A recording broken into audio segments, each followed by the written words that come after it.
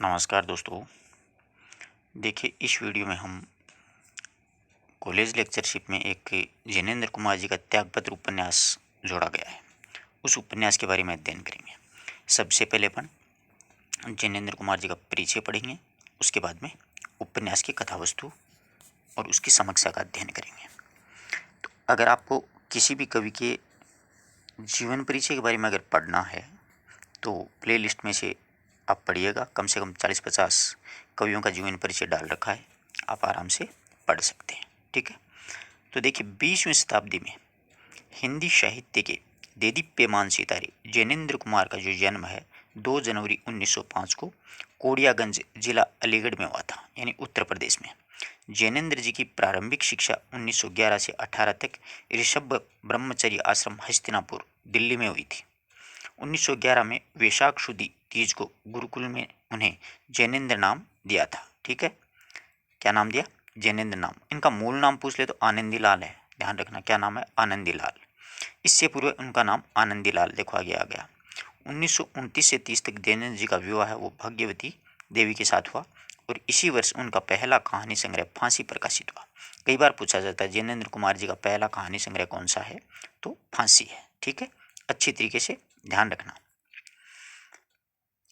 जैनेन्द्र जी ने अपनी लेखनी के साहित्य में कलात्मकता के साथ साथ भारतीय सामाजिक और राजनीतिक परिवेश की गहरी पकड़ बनाई।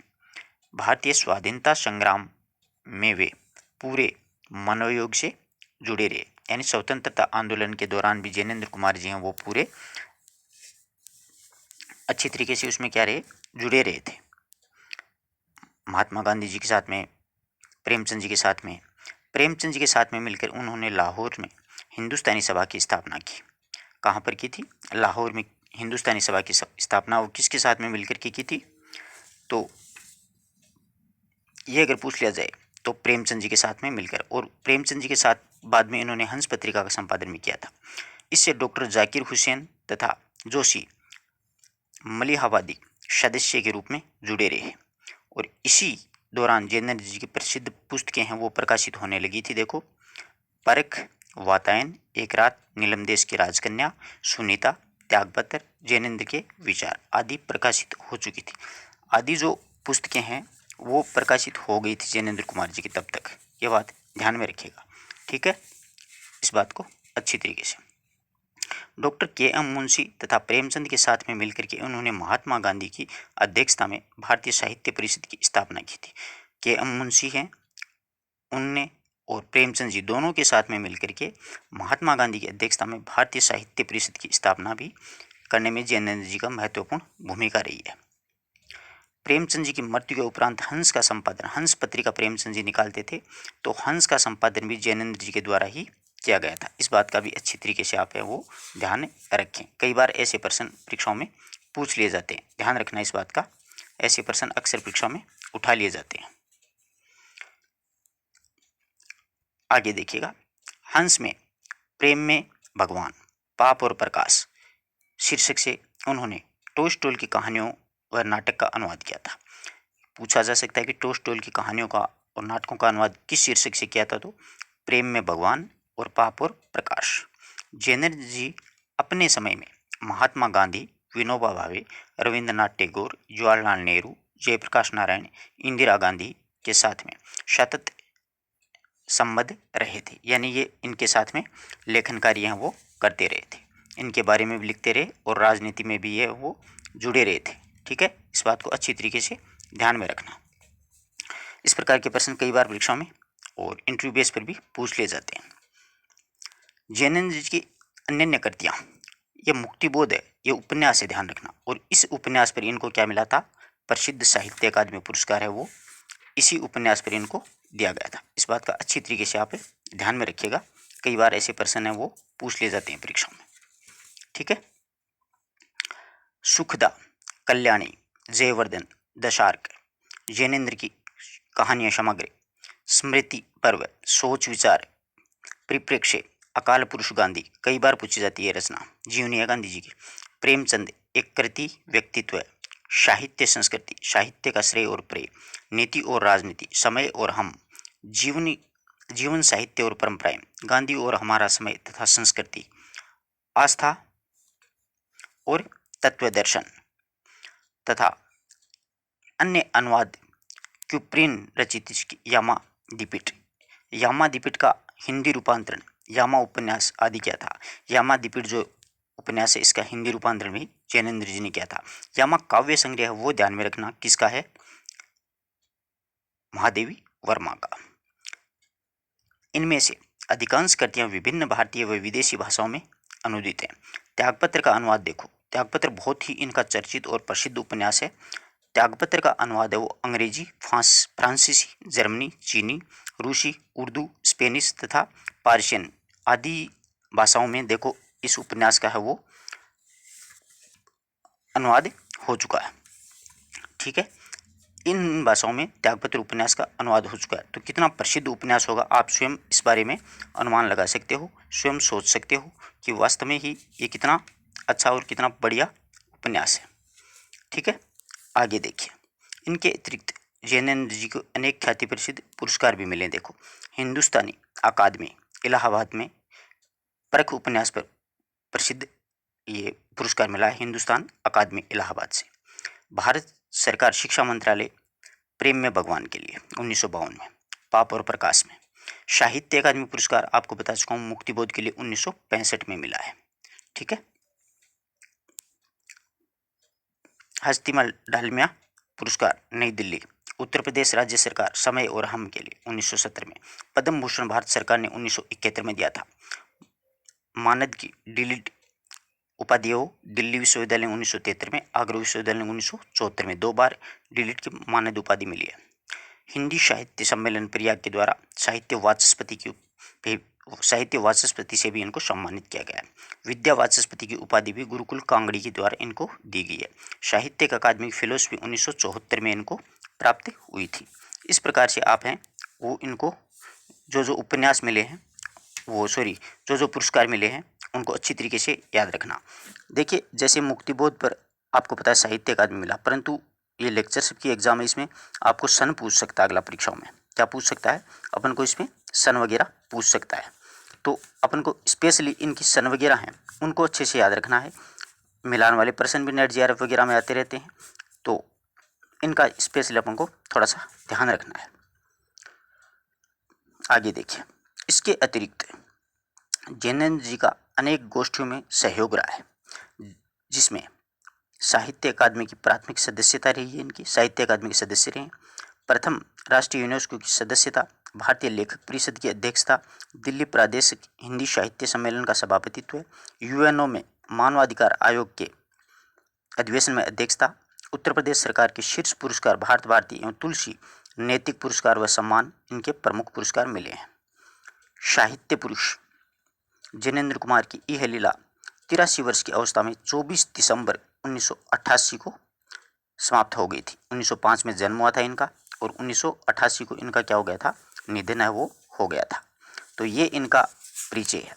अगर आप परिचय के बारे में और भी अगर डीपली जानना चाहते हैं, थोड़ा गहराई में जानना चाहते हैं, तो मित्रों आपको मैंने बता दिया प्ले लिस्ट में कई विद्वानों के, कई कवियों और लेखकों के जीवन परिचय हैं वो मैंने डाल रखे हैं, आप प्ले लिस्ट जरूर देखें। अब देखिए, अब ये त्यागपत्र उपन्यास है, इसकी थोड़ी सी कथा वस्तु बता दूँ। त्यागपत्र जो उपन्यास है ये एक मरणाल नामक स्त्री की दर्द भरी कहानी है, और ये जो कहानी है इसका कथावाचन जो कर रहा है, जो सुना रहा है, वो मूल रूप से इसका भतीजा है एक प्रमोद नाम करके। ठीक है, वो है ये मरणाल है, वो सामाजिक बंधनों में बंधना नहीं चाहती है, बिल्कुल स्वतंत्र प्रवृत्ति की स्त्री होती है। तो इसकी जो भाभी है मरणाल की, वो इसको एक आदर्श स्त्री बनाना चाहती है कि समाज में आदर्श स्त्री के रूप में ये जानी जाए। लेकिन होता क्या है, ये सामाजिक बंधनों को नहीं मानती है। तो अपनी एक दोस्त होती है इसकी मरणाल की शीला, वो उसके भाई से प्रेम करने लग जाती है। तो इसका पता इसकी मम्मी को, मतलब प्रमोद है उसकी मम्मी को चलता है, मतलब माँ को, मरणाल की भाभी को। तो वो इसको बहुत पीटती है और फिर एक अधेड़ उम्र के व्यक्ति से शादी कर देती है। वो अधेड़ उम्र का व्यक्ति है, वो कुछ समय के लिए मरणाल के साथ में रहता है, परंतु बाद में दुष्चरित्र का आरोप लगा देता है और उसे छोड़ देता है। वहाँ से निकलने के बाद में वो एक कोयले बेचने वाले किसी बनिए के साथ में रहती, यानी ये रूपवती, रूपवान यानी काफ़ी सुंदर लड़की होती है मरनाल, तो उस बनिए को पसंद आ जाती है, बनिया रख लेता है। कुछ समय के बाद में बनिया भी उसको छोड़ देता है। फिर ये उस बनिए की बच्चे की एक गर्भवती होती है, एक बच्ची को जन्म देती है। बच्ची भी नहीं बच पाती है, वो भी चल बसी होती है। और अंत में वह ऐसे गुंडे बदमाश जो लोग हैं लुच्चे, उनके मोहल्ले में रहने लग जाती है और बच्चों को ट्यूशन पढ़ाती है। तो वहाँ पर भी इसकी जो दयनीय स्थिति है वो उसका पीछा नहीं छोड़ती है। परंतु ये जो स्थिति है, तब तक ये प्रमोद जो इसका भतीजा है वो किसी न्यायालय में न्यायाधीश हो चुका होता है। तो उसके सामने ये अर्जी पहुंच जाती है। परंतु सब कुछ हाथ में होते हुए भी प्रमोद अपनी भुआ की कोई भी सहायता नहीं कर पाता है। इसके कारण अंत में अपने न्यायाधीश के पद से प्रमोद होता वो क्या कर देता है, त्यागपत्र दे देता है। इसी त्यागपत्र के नाम से इस उपन्यास का शीर्षक है वो जिनेंद्र कुमार जी ने लिखा है। ठीक है, वैसे ये एक मतलब आत्मकथा के रूप में है, वो अपन अब पढ़ते हैं। देखिए, त्यागपत्र उपन्यास है मनोवैज्ञानिक कथाकार जिनेंद्र कुमार जी के द्वारा रचित प्रसिद्ध उपन्यास। यह उपन्यास 1937 में प्रकाशित हुआ। अच्छा प्रश्न बनता है, पूछा जा सकता है, यह है आकार में जितना ठोस है, मतलब जितना बड़ा नहीं है, उससे अधिक व्यापक इसका उद्देश्य है, यानी इसमें गहराई बहुत है। वैसे ज़्यादा बड़ा नहीं है, छोटा सा उपन्यास है, 8 परिच्छेदों में। यह भी ध्यान में रखना, कितने परिच्छेद हैं, 8 ही परिच्छेद हैं। परंतु इसका उद्देश्य वो बहुत ही गहरा है। इसमें मरनाल नामक एक पात्र के माध्यम से स्त्री की यातनापूर्ण स्थिति को पूर्ण मार्मिकता एवं यथार्थवादी दृष्टि के साथ में प्रस्तुत किया गया। तो ये मरनाल है, उसके माध्यम से यातनापूर्ण स्थिति है, उसको बिल्कुल पूर्ण मार्मिक और यथार्थवादी दृष्टिकोण से अपने सामने रखा गया है। तात्कालिक जो समाज है, वर्तमान में जो समाज चल रहा है, तात्कालिक समाज की किस तरह की रूढ़िवादी परंपराओं और अनैतिकताओं का शिकार था, यानी अपना जो समाज है वो किस प्रकार से रूढ़िवादी परंपराएं और अनैतिकताओं का शिकार है, उन सभी का यथार्थ वर्णन लेखक के द्वारा इस उपन्यास में किया गया है। ये उपन्यास मूल रूप से एक चीफ जस्टिस होते हैं एम दयाल नाम करके न्यायाधीश, उनके द्वारा लिखित एक आत्मकथा है। ये एम दयाल हैं, वो इस उपन्यास में अपना नाम हो वो प्रमोद रखते हैं। मूल रूप से ये इनकी आत्मकथा है, ये ध्यान में रखना, एम दयाल की। ठीक है, यानी लेक्चरशिप के लाइक ऐसे प्रश्न पूछे जाते हैं। एम दयाल जो हैं, उनका चरित्र उपन्यास में प्रमोद के नाम से चित्रित है। पूरा उपन्यास आत्मकथात्मक शैली में लिखा गया है। त्यागपत्र उपन्यास मूलतः मरनाल की दर्द भरी कहानी है। इसमें समाज की रूढ़ियाँ, कठोर नैतिक मान्यताएं तथा अमानवीय सामाजिक व्यवस्थाओं का चित्रण किया गया है। ये कथा मरनाल के साथ ही प्रारंभ होती है और मरनाल के साथ ही यह कथा समाप्ति हो जाती है। ठीक है, यानी मरनाल जब से बच्ची थी, स्कूल में पढ़ती थी, तब से ये शुरू होता है उपन्यास, और अंत में वो लुच्चे लफंगों के मोहल्ले में चली जाती है और उस पर कोर्ट कचहरी के केस तक हो जाते हैं। तो वहाँ पर ये कहानी है वो खत्म समाप्त हो जाती है। आई बात समझ में? कई बार ये पूछ लिया जाता है कि मरनाल किस उपन्यास का पात्र है, तो ध्यान रखना मरनाल है वो त्यागपत्र उपन्यास का पात्र है। दूसरी बात, मरनाल एक स्त्री का नाम है, पुरुष का नाम नहीं है, ये भी ध्यान में रखना। ठीक है, अब देखो समीक्षा पढ़ते हैं। मरनाल स्वतंत्र विचारधारा की स्त्री है। ठीक है, स्वतंत्र विचारधारा रखती है। प्रमोद अपने बचपन से कहानी का आरंभ करते हैं, यानी एम दयाल हैं, उनका चरित्र प्रमोद के रूप में है इस उपन्यास में। तो वो अपना बचपन है वो इस कहानी से यहाँ से प्रारंभ करते हैं। परिवार में उनके माता पिता और 3 बुआ थी। ठीक है, 3 बुआओं में से मरनाल ही जीवित रही थी, 2 बुआएं चल बसी थी। प्रमोद की माँ मरनाल को आदर्श नारी बनाना चाहती है, उसमें कठोर अमानवीय व्यवहार करती है, यानी बहुत ही अमानवीय व्यवहार करती है मरनाल के साथ में प्रमोद की माँ, मतलब मरनाल की भाभी। मरनाल अपने अनुसार, अपनी भावनाओं के अनुसार अपना जीवन यापन करना चाहती है, यानी वो खुल करके जीना चाहती है, परंतु ये उसकी भाभी है वो उसे जीने नहीं देती है, बहुत परेशान करती है, बहुत अमानवीय यातनाएं देती है। परंतु समाज उसे अपने नियमों बंधनों में जकड़े रखना चाहता है। ये समाज के जो बंधन हैं वो उसे बांधे रखना चाहते हैं। मरनाल अपनी सहेली शीला के भाई से प्रेम करती है। शुरू शुरू में शीला के भाई से प्रेम करने लग जाती है, वो 12th क्लास में होती है, परंतु उसकी भाभी उसे मार मार कर बेहाल कर देती है। जब उसकी भाभी को पता चलता है कि अपने सहेली के भाई से प्रेम करती है तो मार मार के बहुत बुरी हालत कर देती है। मरनाल भाभी के आगे आत्मसमर्पण कर देती है और कर भी क्या सकती थी, और अधेड़ उम्र के व्यक्ति से शादी करवा देती है उसकी भाभी, और ये मरनाल मान भी लेती है और उसके साथ चली जाती है। पति के साथ वह निश्चल भाव से रहना चाहती है, बिल्कुल स्वतंत्र रहना चाहती है, परंतु जैसे ही उसके पति को पता चलता है कि इसका पहले अफेयर था, तो वह भी उसे दुष्चरित्र समझ करके उस पर ही अत्याचार करने लग जाता है। हाँ, ये तो एक इंसान की मनोवृत्ति होती है, किसी की कमजोरी का पता चला और उसके बारे में तरह तरह की बातें करने लग जाती हैं। उसे बहुत टॉर्चर किया जाता है, बहुत परेशान किया जाता है, इतना मानसिक टॉर्चर किया जाता है कि इंसान यहाँ तक कि सुसाइड करने के लिए भी मजबूर हो जाता है। मरनाल सामाजिक मान्यताओं के भय से मायके नहीं जाती, क्योंकि सामाजिक जो मान्यताएं अपने समाज में ये है कि जैसे किसी स्त्री के चरित्र के बारे में दूसरे को पता चल जाए तो वह स्त्री उस जगह नहीं जाएगी, तो वह इस सामाजिक मान्यताओं की वजह से अपने पीहर नहीं जाती है, मायके नहीं जाती है, वहीं पर रह जाती है। उसका पति उसको का त्याग कर देते और उसके पति का वह त्याग कर देती है। फिर एक कोयला बेचने वाला एक बनिया मिलता है, वह मरनाल की सुंदरता पर मोहित होकर के उसे अपने पास में रख लेता है। मरनाल भी परिवार को छोड़ करके, यानी अपने पति को, पहले वाले पति को छोड़ करके उसके साथ रहने के लिए राजी हो जाती है। सामाजिक जो बंधन है उसको तोड़ देती है, तंग आ जाती है और कितना सहन कर सकती है, जितना सहन कर सका कर लिया। कुछ समय के पश्चात वह कोयला बेचने वाला था, वो भी उसे छोड़ करके चला जाता है। मरनाल उस समय गर्भवती होती है, मतलब कोयले वाले की बच्चे की माँ बनने वाली, और मिशन अस्पताल में एक बच्ची को जन्म दे देती है। समाज फिर भी उसकी रक्षा नहीं करता है, बल्कि समाज है वो उसको नाजायज ठहरा देता है, उसकी रक्षा नहीं करता है। और मरनाल की कन्या है 10 माह की होकर के मर जाती है। मरनाल की जो बच्ची जन्मी थी वो 10 महीने जीवित रही, फिर क्या हो जाती है, चल बसी थी, मर जाती है। मरनाल अब भी जिजीविषा नहीं छोड़ती, यानी जीने की इच्छा मरनाल के अभी भी मन में है, वो मरना नहीं चाहती, मतलब जीना चाहती है। और बच्चों को ट्यूशन पढ़ाने लग जाती है, यानी बच्चों को, मोहल्ले के बच्चों को इकट्ठा करके पढ़ाने लग जाती है। वहाँ भी समाज की मान मर्यादा उसका पीछा नहीं छोड़ती है। वहाँ पर भी औरतें हैं, वो तरह तरह की बातें करते हैं कि ये पहले किसी और के साथ थी, फिर इसकी शादी हुई, उसको छोड़ दिया, फिर बनिया के साथ रही, उसको छोड़ दिया, ऐसे वैसे, मतलब बहुत ही टुच्ची हरकतें की जाती हैं। मरनाल को बहुत परेशान किया जाता है। अंत में वह चोर, बदमाशों और लुटेरों के बीच में रहना प्रारंभ कर देती है, और करे भी क्या, और मृत्यु पर्यंत वहीं पर वो रहती है कोठरी में। इस प्रकार मरनाल की यह कहानी उसके आजीवन संघर्ष की कहानी, यानी जीवन भर वो संघर्ष करती रहती है। कभी भी अपने जीवन में उसने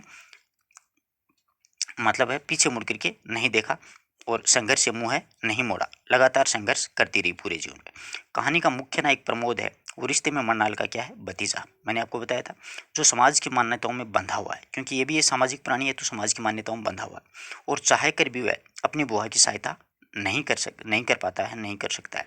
अंत में वह आत्मग्लानि से भर जाता है कि मैं कैसा एक न्यायाधीश हूँ, एक न्यायालय का, और इतना आत्मग्लानि से भर जाता है कि वह अपने न्यायाधीश के पद से क्या कर देता है, त्यागपत्र है वो दे देता है। और इसी के आधार पर इस उपन्यास का जो शीर्षक है वो जैनेन्द्र कुमार जी के द्वारा रखा गया है। आशा करता हूँ कि आपको जैनेन्द्र कुमार जी का पूरा जीवन परिचय और त्यागपत्र उपन्यास की समीक्षा आपको अच्छी तरीके से समझ में आई होगी। अगर किसी प्रकार का कोई डाउट हो तो आप लोग पूछ सकते हो। इसके मुख्य पात्र हैं वो भी ध्यान में रख लीजिएगा। मरनाल है, प्रमोद है, और उसके माता पिता हैं, शीला है, उसका एक पहला पति, दूसरा बनी आ जाएगा और वो भी उसको छोड़ करके चला जाएगा। ऐसे 5-7 इसके पात्र हैं मुख्य मुख्य। ठीक है, मुख्य पात्र तो प्रमोद और मरनाल ये दो ही रहेंगे। ठीक है, जिसमें नायक की भूमिका प्रमोद निभा रहा है और नायिका की मरनाल है। दोनों रिश्ते में बुआ भतीजा है, ये भी ये बात ध्यान में रखने वाली है। धन्यवाद दोस्तों।